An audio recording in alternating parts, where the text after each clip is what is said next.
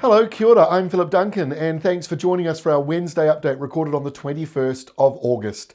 High pressure is moving into the top of New Zealand, and that encourages windier, milder conditions to move in further to the south.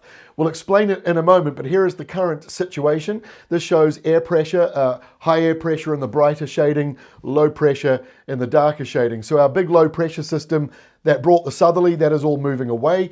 And now this high pressure zone, as it moves over northern areas, will drag down subtropical air across the country and a windy nor'wester. So both combined mean that the temperatures, they are about to lift up after a cold morning this morning for some areas, especially into the North Island, which was colder perhaps than it was the day before.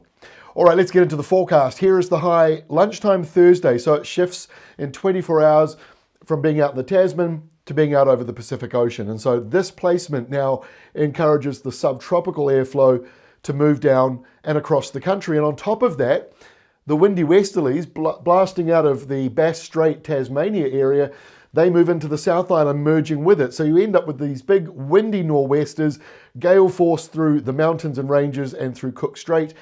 And yes, there is a rain band starting to come in on Thursday for the lower part of the South Island. A few showers further up to the north here, maybe even into the North Island, one or two isolated showers. Otherwise, it's dry and certainly warmer for those of you in the east than, say, just a couple of days ago. All right, into Friday now. High pressure is out here well to the east. The subtropical portion coming down and over much of the North Island, so certainly a mild way to end the week. And of course, with those winds, it's not just the airflow, but the windy weather as well, both helping to lift up the temperatures. So if you're along the eastern side of the North Island or a big part of the eastern side of the South Island, it'll be windy and milder by the time we get to Friday. And of course, rain over here on the west coast, heavy at times. We've got a 7-day rainfall map at the end of this, and it's interesting to show you how much rain is on the way. Quite a lot coming for the west coast. So into the weekend, that front moves into the North Island, it falls apart. So you're going to be seeing the rain clouds showing up on the forecast for Saturday, but the amount of rain may not be overly huge, and it's still quite windy. This airflow coming out of Australia as a windy westerly, it will be spring-like and mild for many places. It will be cooler down in the lower half of the South Island, but it's still not going to be as cold as it just was. So as we go into the weekend, you can see now why the rainfall totals on the west coast are quite big over the next 7 days. It's a lot of westerly weather driving along like this, and of course those rain clouds hit the Southern Alps and they just stop. And the rain falls and it stays dry and mild on the other side, on the eastern side, but the rain sets in over here.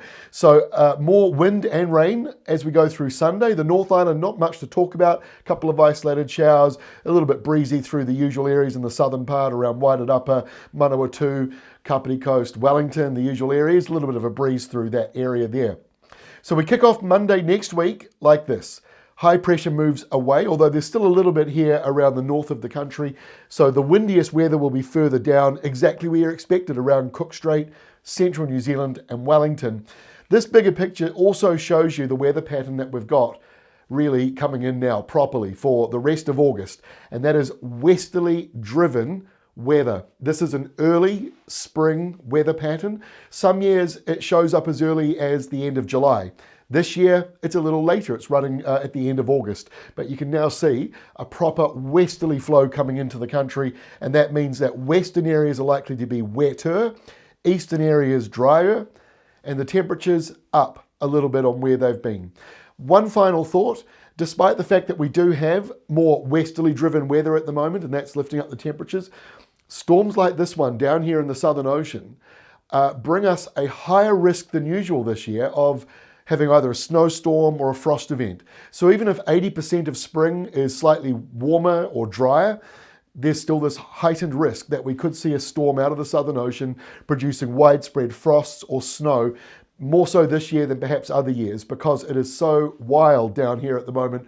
Big storms like this one at the moment are certainly dominating the weather maps. And this is the reason why we're seeing so much rain on the west coast over the next 7 days. We're getting up to 400 millimeters or more. Now this is mostly in the mountains and ranges, but obviously that drains down out to sea. So anywhere from about Greymouth southwards, especially from Hokitika southwards, That's where that rain will be very heavy at times over the next week. It's not all falling in one day, so that's the good news. And you see that drier eastern side in the pink, 0 to just 5 millimetres. So some of these areas might not get any rain at all over the next 7 days. That's all from me. I'll see you again tomorrow, Thursday, with our next New Zealand update and also our next Australia-only update as well. We'll see you then.